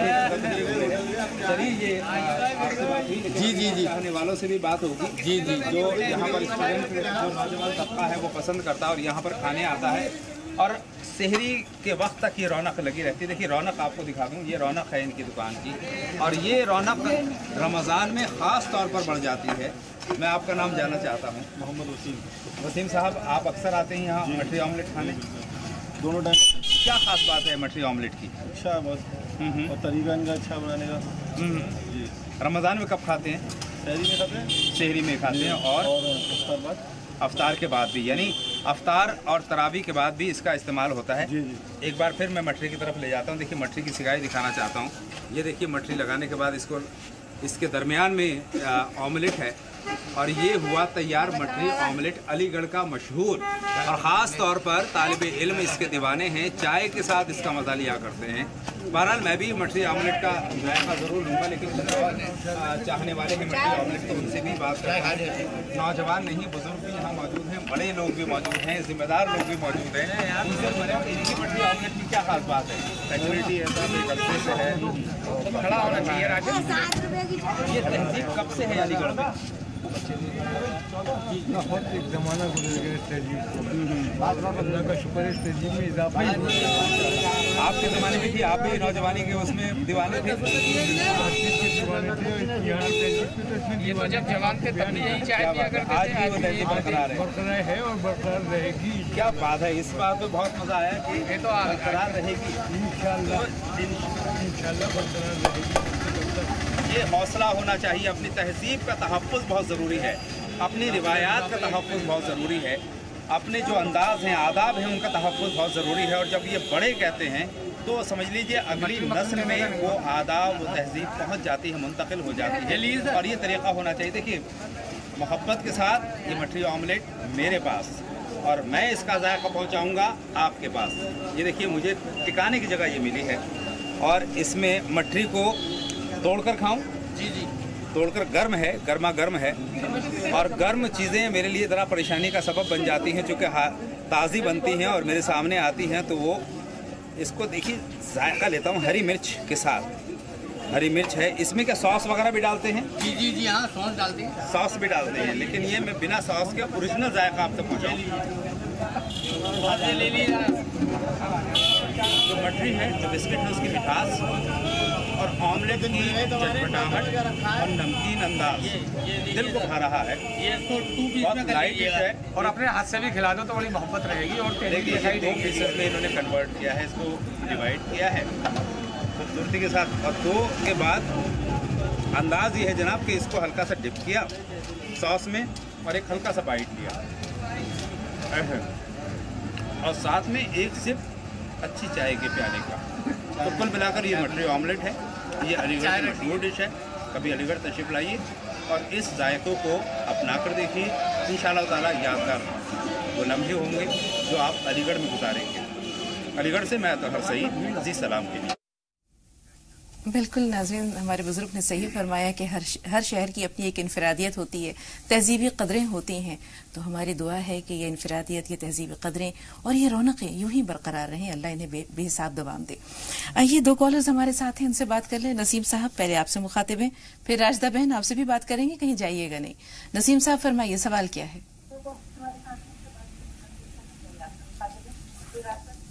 नसीम भाई हमें सुन पा रहे हैं? जी जी, आप सभी लोगों को वालेकुम अस्सलाम वरहमतुल्लाहि वबरकातुहू। ये जानना चाहता था कि असहाबे रस्म जो है किस नबी की कौम में थे, और दूसरा सवाल कि एराफ जो है किस जगह को कहाँ पर है? एराफ जो आया है कुरान शरीफ में वो है आयत सूरह जो है। पहला सवाल आपका असहाबे कहफ से मुताल्लिक है कि वो किस नबी की उम्मत में थे? असहाबे रस्म जो थे किस नबी से? असहाबे रस्म, ठीक है। और दूसरा सवाल क्या है? तो ये है कि जो सूरह एराफ है कि एराफ किस जगह के कहाँ पर है? ये कहाँ बार होता है कि जन्नत दोज़ख के बीच में है, तो इसमें कौन लोग होते हैं क्या इस तरह ये जानना चाहिए। ठीक है, इनका कहना आराफ के बारे में है। जी राशिदा साहब आप बताइए, आपका सवाल क्या है? जी बाजी अस्सलाम वालेकुम। वालेकुम अस्सलाम। पहले तो मैं आपसे ये शुक्रिया अदा करना चाहती हूँ जो आपने मतलब इज्तिमाई दुआ शुरू कर दी। अल्लाह का शुक्र है बहन, और आप सबकी ख्वाहिश है हमारी सराफ। मेरे बच्चे 3 लड़के हैं जो सुनते बोलते नहीं, उनके लिए भी आप सब हाज़रीन से ये इल्तिजा है कि मेरे लिए दुआ करो, मेरे बच्चों के लिए दुआ करो, वो सुनते बोलते नहीं। हमें याद है आपका ये सवाल। अल्लाह ताला बच्चों को सेहत दे। जैसे इन्होंने कहा असहाब रस समूद का जिक्र मिलता है कुरान पाक में, तो ये इनके बारे में जानना चाह रहे हैं। इख्तिसार के साथ आपसे गुजारिश है कि कुछ बता दीजिए। असहाब रस और कौम समूद एक तरह की कौम थे जी। और इनकी तरफ जो नबी आए हैं वो हजरत सालेह अलैहिस्सलाम आए हैं, तो उन्हीं की कौम के ये कौम असहाब रस भी कहलाएंगे और कौम समूद भी इन्हीं की कहेंगे। एक ही जमाने की 2 कौम है, कौम समूद और असहाब रस। आराफ के बारे में जानना चाह रहे हैं। आराफ के बारे में कुरान करीम में सूरह यानी 8वें पारे में ये 12वें रुकू में ये आयत आई है कि वाल आराफ रिजालु यारिफून कुल्लम बिसीमाहुम वनादु अस्हाबल जन्नह। एक जन्नत है और एक दोज़ख है कि जब जन्नतियों को जन्नत मिल जाएगी, दोज़खियों को दोज़ख, तो पहले जन्नती जहन्नम वालों से कहेंगे कि हमें अल्लाह ने जो वादा किया था वो मिल गया। फिर आखिर में जहन्नमी जन्नत वालों को कहेंगे कुछ दे दो। उसके बीच में कुछ लोग होंगे जो इधर देखेंगे जहन्नम की तरफ तो सुकून महसूस करेंगे कि वो सख्त अज़ाब, और इधर दाहिनी तरफ जन्नत होगा तो उधर देखेंगे तो अपने आप को अफसोस होगा कि वो आसाइश, वो आराम वो हमें नहीं है। बाईं तरफ देखेंगे तो वो जहन्नम होगी। तो उसके बीच की जगह जो ये आराफ है कि जिनका पल्ला दोनों तरफ बराबर होगा, जिनकी नेकी का अमाल दोनों तरफ बराबर होगा, तो उनके लिए आराफ होगा। लेकिन इमाम गजाली वगैरह ने ये बात कही कि बिल आखिर वो भी इंशाल्लाह जन्नत में जाएंगे। बहुत शुक्रिया, ये एक नया नुक्ता या नई बात आज समझ में आई, और इसके लिए मौलाना साहब आपके शुक्रगुजार तो हैं ही, भाई के भी बहुत शुक्रगुजार हैं। नसीम साहब बहुत शुक्रिया आपका इस सवाल के लिए। साजिदा साहब आप बताइए, आपका सवाल क्या है? साजिदा साहब हमें सुन पा रही हैं? हाँ, अस्सलाम वालेकुम रहमतुल्लाहि बरकातहू। वालेकुम सलाम। आप बहुत दिनों से मिलकाल जी सुन पा रही हूँ। अस्सलाम वालेकुम रहमतुल्लाहि बरकातहू। वालेकुम अस्सलाम। मैं कर्नाटक से बात कर रही हूँ जी। टीवी की आवाज म्यूट कर दीजिए, टीवी की आवाज म्यूट कर दें ताकि आपके सवाल हम शामिल कर सकें। जी बताइए। मेरा पहला सवाल है क्या ज़कात के रकम में रोजदारों को खिला सकते हैं? ठीक है। और दूसरा सवाल है ये साड़ी में क्या नमाज जायज है? साड़ी के अंदर साड़ी नमाज नहीं होती है? ठीक है। रेहाना साहब आप बताइए, आपका सवाल क्या है? रेहाना बहन हमें सुन पा रही हैं आप? हाँ अस्सलाम वालेकुम। वालेकुम अस्सलाम। जी बताइए बहन। हाँ अस्सलाम वालेकुम। वालेकुम अस्सलाम व रहमतुल्लाहि व बरकातुहू। जी हाँ, हमारी बार बार तबीयत खराब रहती। तबीयत क्या खराबी है तबीयत में? कभी डायबिटीज बढ़ जाती, कभी पैर में दर्द, कभी ब्लड प्रेशर हाई हो जाता, कभी कुछ, और काफी लोगों के पैसे हैं वो भी नहीं मिल रहा। 10-12 साल हो गए। अल्लाह ताला आपको शिफा दे। एक छोटा सा ब्रेक ले रहे हैं, ब्रेक के बाद मिलते हैं।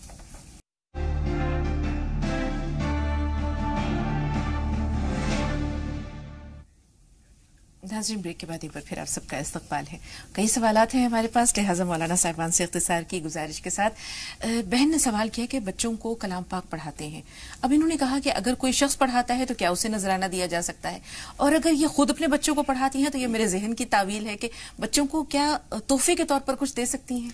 बिल्कुल दे सकती हैं, और इस तरह हदीस में है कि किसी की तकमील पे, खुशी के मौके पे कुछ दिया गया, कुछ खिलाया गया, तो ये नजराने के तौर पे भी कुछ दे सकती हैं, और ये अपने बच्चों को के ख़त्म पे कोई तोहफे या नजराने के तौर पर पढ़ाने वालों को या अपने बच्चों को दे सकती हैं। शरीयत से मना नहीं करती। जी, बीवी और शौहर सिर्फ 2 ही लोग हैं घर में, तो ऐसे में शौहर इमामत कर सकता है? जी हाँ, बिल्कुल कर सकता है। शौहर इमामत कर सकता है और उसकी इब्तिदा में बीवी नमाज पढ़ सकती है। जी, ख्वाब में शादी होते देखना, अब ये एक सवाल आ गया है, लिहाजा ये कुछ इसकी क्या अच्छी कोई शगुन है, कोई अच्छी अलामत है? इब्न सीरीन की बहुत कीमती किताब है, और ताबीर रोया, ख्वाबों की ताबीर, शादी की खुशी के माना है, और शादी का देखना खुशी की अलामत है। अलबत्ता ये कि वो अलग अलग मौसम में और अलग मर्द औरत के एतबार से फ़र्क पड़ता है। मुतलक अगर शादी की देखी जाए तो ये खुशी और अच्छी खुशी आने वाली है उनकी जिंदगी में। जी, आखिर में 2 सवालात हमारे पास है। पहले मौलाना साहब आपसे जान लेते हैं, जैसे भाई ने दरियाफ्त किया कि बालों को कलर कर सकते हैं या डाई लगा सकते हैं बालों में स्याह करने के लिए, रसूल पाक सल्लल्लाहु अलैहि वसल्लम से क्या मिलती हैं चीजें हमें, और आज जो ये खिजाब वगैरह का रिवाज है तो क्या इसकी शरीयत में इजाजत है? देखिए, खिजाब वगैरह किया जा सकता है, लेकिन ऐसा कोई कलर कि जिसकी वजह से जो है बालों के अंदर प्लास्टिक टाइप की कुछ चीजें आ रही हैं, अगर उस तरह की कोई चीज है तो फिर जब आप वुजू करेंगे तो मसा करते वक्त जो है वो पानी आपका बालों से टच नहीं होगा। तो ऐसी कोई चीज लगाना कि जिससे बाल पर पॉलिश वगैरह आ जाए और उससे पानी आपके बालों तक न पहुंचे, तो ये तो सही नहीं है। बाकी इसके अलावा खिजाब वगैरह किया जा सकता है, उससे नमाज हो जाएगी उसकी। जी, बहुत शुक्रिया। चांद बादशाह साहब फरमाइए, सवाल क्या है? जी, सवाल मेरा ये है कि हमारे जो लड़कियां हैं जी, उनको पैगामा जो आ रहे, लेकिन कोई आते वो बोलते लेकिन आ रहे नहीं। और जो सवाल जो है तो हमारे अहलिया को जो है तो कैंसर की बीमारी हुई। किस चीज की, कौन सी बीमारी है? जो है तो अपने बच्चे लाने की, और जो तो ऑपरेशन भी किए। जी, तो अभी फिलहाल उनकी क्या कैफियत है, क्या परेशानी है? क्या रिमूव करवा दिया गया है? यूट्रस को रिमूव करवा दिया है? ऑपरेशन कर दिया, और जो बच्चेदानी जो निकाल दिए है। जी जी।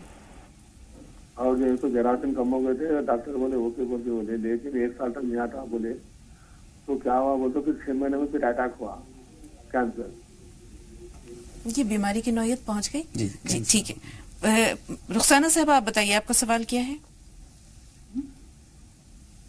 रूही परवीन साहबा, आप सवाल बताइए, आपका सवाल क्या है? वालेकुम अस्सलाम।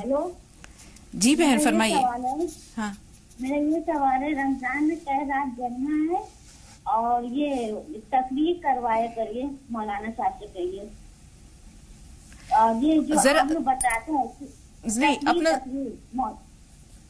तकबीर करने की करवाया करिए, मौलाना साहब से कहिए। तकरीर बहन, इतने इस मुख्तसर से वक्फे में तकरीर की गुंजाइश नहीं है, क्योंकि आप देखती हैं कि माशाल्लाह सवालात की नौयत भी जुदागाना होती है। इसके अलावा हर रोज हमारा जो मौजू होता है वो मुख्तलिफ होता है। इसमें कोशिश यही होती है कि ज्यादा से ज्यादा हम मौलाना साहिबान से उनकी रहनुमाई हासिल कर सकें, लेकिन तकरीर की जो गुंजाइश है वो फिलहाल रमजान मुबारक के इस प्रोग्राम में नहीं है। इंशाल्लाह आगे गौर करेंगे इस पर, आपका मशवरा है सराखों पर।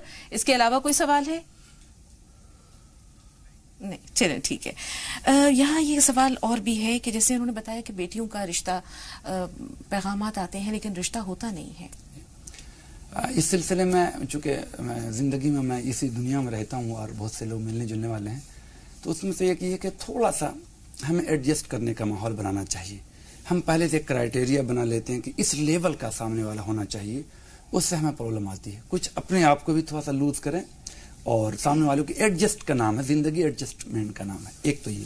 دوسری بات یہ کہ بزرگوں نے لکھا کہ یا جامع یا ودودوں کا ورد کیجیے، اللہ تبارک و تعالیٰ آپ کے لیے آسانی بنائے گا. یا جامع مختصر سا، کچھ لوگ سورہ مریم وغیرہ کہتے ہیں، سورہ رحمان کی تلاوت کہتے ہیں، مختصر سا اگر آپ پڑھ سکیں یا جامع یا ودود، اللہ آپ کے لیے آسانی پیدا کرے انشاءاللہ. سلمہ بہن بتائیے سوال کیا ہے؟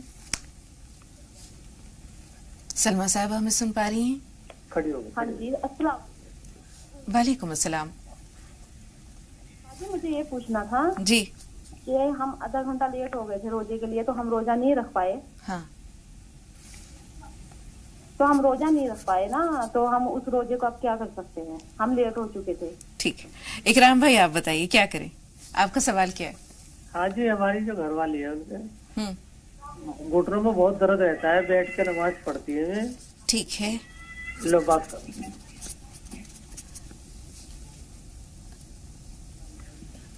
جی بہن ہمیں سن پا رہی ہیں؟ وعلیکم السلام. جی اور سب کو بہت زیادہ پریشانی ہے میرے پیروں میں. ٹھیک ہے. اور روز رکھ کے مطلب روزے میں ٹھیک ہے بہن آپ کا سوال پہنچ گیا. اب بہن نے سوال کیا ہے کہ اگر تاخیر ہو گئی سحری کرنے میں، جیسے انہوں نے بتایا آدھا گھنٹہ لیٹ ہو گئی، تو انہوں نے روزہ نہیں رکھا، آپ کیا کریں گی؟ یا تو انہوں نے روزہ نہیں رکھا ہے تو بعد میں رمضان کے بعد قضا کریں گی، اور اگر ابھی تک انہوں نے کچھ کھایا نہیں ہے تو ابھی سے نیت کر لے، اور ہمت ہے تو اس کو روزے کی تکمیل کر لیں. بالکل. مولانا صاحب 3 سوالات چونکہ بیماریوں سے متعلق ہے لہٰذا آپ کو زحمت دیں گے. جیسے انہوں نے بتایا گھٹنوں میں درد ہے، بہت تکلیف ہے، اس کے لیے کیا کیا جائے؟ گھٹنوں کے درد کے لیے تو ٹریٹمنٹ کرانا چاہیے، کسی اچھے فزیشین ڈاکٹر وغیرہ دکھانا چاہیے. اور درد کے ساتھ اگر آپ بھوک برداشت کر سکتی ہیں، روزہ رکھنے کی کنڈیشن میں ہے تو روزہ رکھنا چاہیے. ایک درد ٹھیک ہے اس کی بنا پہ ٹیبلٹ وغیرہ کھانی پڑتی، لیکن ٹیبلٹ وغیرہ کا ڈیوریشن تو بڑھایا جا سکتا ہے سحری میں کھا کے، افطار میں کر کے. اگر یہ علاج کے طور پہ کچھ جاننا چاہ رہی ہیں آپ سے کہ کیا کریں، تو اس کے لیے تو یہ کہ بہت ساری کنڈیشن ہیں. یعنی اس کا جو گریسنگ ہے وہ کم ہے، کیلشیم کم ہے، یورک ایسڈ بڑھا ہوا ہے، تو یا یہ کہ اوور ویٹ ہے یا کارٹلیج میں کمی ہے، تو وہ ریزن کے بغیر تو علاج مشکل ہے. ٹھیک ہے. اب بہن نے بتایا تھا نور جہاں صاحبہ نے کہ ناک میں خون بلاک ہو گیا ہے، اب اس کی وجہ سے چکر آتے ہیں، وہ نماز جب پڑھتی ہیں تو سجدے میں حالت غیر ہونے لگتی ہے. یہ بالکل یہ بہت بڑی کنڈیشن ہے. تو دیکھیے اگر کلوٹ جمع ہوا ہے، بلاکیج ہے، یعنی کوئی خون جم جاتا ہے، تو اسے ہم ڈیزولو کرنے کی دوائیاں ہمیں میڈیسن سے یوز کرنی چاہیے. اور یقیناً ڈاکٹر اگر اچھے ڈاکٹر کو دکھایا ہوگا تو اسی طرح کی دوائیاں ہیں. اگر آپ کو ایک پیتھی میں بہت دنوں تک اگر آپ 6 مہینے یوز کر چکی ہیں اور فائدہ نہیں ہے تو آپ کو پیتھی بدل کر کے ہومیو یا یونانی وغیرہ میں جانا چاہیے. یونانی وغیرہ میں اس کے لیے اچھے ٹریٹمنٹس ہیں کہ جس میں ایک دوا کا نام آتا ہے استخدوس، اس کا دوسرا نام ہے جاروب کش، یعنی جھاڑو دینے والی، دماغ کا جھاڑو. تو اس طرح کی دوائیوں سے ٹاکسینز ہماری باڈی سے نکلیں گے تو بلڈ بھی ڈیزولو ہو سکتا ہے. اب ایک آخری سوال جو ہے وہ بھائی نے اپنی اہلیہ کے بارے میں بتایا کہ یوٹرس تو ریموو کیا جا چکا ہے، کمپلیکیشنز ابھی بھی باقی ہیں. جی اس کے لیے سب سے پہلے انہوں نے یہ بولے، اسے یہ کہا کہ کینسر ہو گیا ہے. یاد رکھیے کہ کینسر بہتوں کو ہے. کینسر کی اگر آپ تعریف کریں، کینسر کہتے کس کو ہیں، تو میں یہ بتاؤں کہ انکنٹرول ملٹیپلیکیشن آف سیلز، جو ہماری باڈی کے سیلز ہیں وہ انکنٹرول بڑھتے رہتے ہیں. کبھی کبھی اگر آؤٹ سائڈ ہیں تو بڑھتے رہتے ہیں، تو بڑا بھی ہو جاتا تو پتہ نہیں چلتا، وہ بھی کینسر ہی ہے. لیکن آؤٹ سائڈ اس لیے ہمیں اس کی فکر نہیں ہوتی. 50 سال سے لوگ زندہ ہیں، تو ایسا نہیں کہ ان سائڈ جو باڈی ہوتا ہے تو چونکہ وہاں پر ایک اسپیس مختصر سا ہے، وہ جب اپنے اس سے اوور ہو جاتا ہے تو ظاہر ہے کہ پھٹتا ہے. تو ایک تو یہ کہ آپ کا جو ول پاور ہے وہ اسٹرانگ ہونا چاہیے. مجھے ایک لیڈی سے ملاقات ہوئی تھی کہ ان کو کینسر ہوا کم ہے، تو آپ اس کے لیے میڈیسن ہلدی وغیرہ کا یوز کرنا بہتر ہے. جی کوئی دعا بتا دیجیے صحت یابی. اور اس کے لیے وَإِذَا مَرِضْتُ فَهُوَ يَشْفِينِ کی تلاوت کرنی چاہیے. وَإِذَا مَرِضْتُ فَهُوَ يَشْفِينِ، جب میں بیمار پڑتا ہوں تو اللہ ہی مجھے شفا دیتا ہے. ہلدی کا استعمال کتنا کیا جائے؟ ہلدی کا آدھے گرام سے 1 گرام کے بیچ میں کنٹینیو استعمال کریں، وہ بھی ڈاکٹر کسی وید یا یونانی کہ اس میں. لیکن ہلدی کا cancer master blaster antibiotic ہے. سادے پانی میں یا دودھ میں؟ سادے پانی میں استعمال کریں، دودھ سے پس بننے کا اندیشہ. بہت بہت شکریہ، اللہ تعالیٰ تمام لوگوں کو شفا دے. تو ناظرین اب مولانا صاحب کے حضور چلیں گے. دعا کی التماس ہے اور ہم بھی جو ہے وہ اللہ تعالیٰ کے حضور دستے سوال دراز کرتے ہیں. آپ بھی دعا اٹھائیے، آمین، دعا کے لیے ہاتھ اٹھائے، آمین کہیے اور ہمارے ساتھ اس دعا کی مجلس میں شریک ہوں. مولانا صاحب آپ سے دعا کی درخواست ہے. اللهم صل على سيدنا وسندنا ومولانا محمد وبارك وسلم. الحمد لله رب العالمين الرحمن الرحيم مالك يوم الدين إياك نعبد وإياك نستعين اهدنا الصراط المستقيم صراط الذين أنعمت عليهم غير المغضوب عليهم ولا الضالين. یا اللہ ہمارے تمام صغیر اور کبیرہ گناہوں کو معاف فرما. آمین. یا اللہ تمام پریشان حالوں کی پریشانیوں کو دور فرما. آمین. یا اللہ بیماروں کو صحت کاملہ نصیب فرما. آمین. یا اللہ مقروضوں کے قرضوں کی ادائیگی کے فیصلے فرما. آمین. یا اللہ تمام مسلمانوں کی جان و مال عزت و آبرو کی حفاظت فرما. آمین. یا اللہ ملک میں امن و امان قائم فرما. آمین. یا اللہ پوری دنیا میں امن و امان قائم فرما. آمین. یا اللہ تو نے ہمیں ماہ مبارک عطا کیا، جیسی اس کی قدر ہونی چاہیے تھی ویسی نہیں ہو پا رہی ہے. یا اللہ تیرے حبیب صلی اللہ علیہ وسلم تو اس ماہ مبارک کی تیاری رجب اور شعبان سے کیا کرتے تھے. یا اللہ ہم سے اس میں کوتاہیاں ہو رہی ہیں. یا اللہ ہمارے اس جرم عظیم کو معاف فرما. باقی کے جتنے دن رہ گئے ہیں قدردانی کی توفیق نصیب فرما. تیری رضا والے اعمال کرنے کی توفیق نصیب فرما. قرآن کریم کی تلاوت کی توفیق نصیب فرما. یا اللہ ہماری نمازوں کو، روزوں کو، تراویح کو قبول فرما.